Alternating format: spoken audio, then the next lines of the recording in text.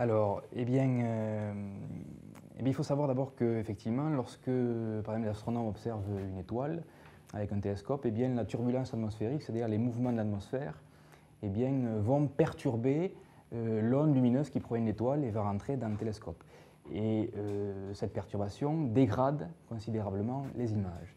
On peut avoir une idée de cette turbulence atmosphérique et de ses effets lorsqu'on regarde une étoile à l'œil nu, elle palpite. C'est un effet de la turbulence atmosphérique. Ce n'est pas l'étoile qui envoie des flashs différents, c'est juste l'atmosphère qui perturbe le signal lumineux. L'optique adaptative consiste à corriger en temps réel les déformations de l'onde produites par justement la turbulence atmosphérique.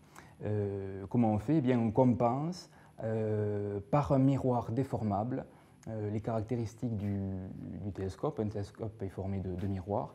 Il y a une rétroaction qui s'effectue et donc la correction est en temps réel, voire quasi réel.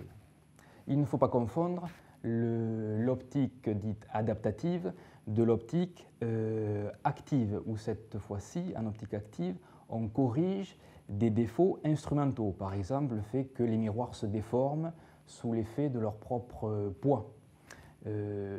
Donc là, on corrige ces défauts instrumentaux à l'aide de pistons, et là aussi, la correction est en temps réel, voire quasi réel.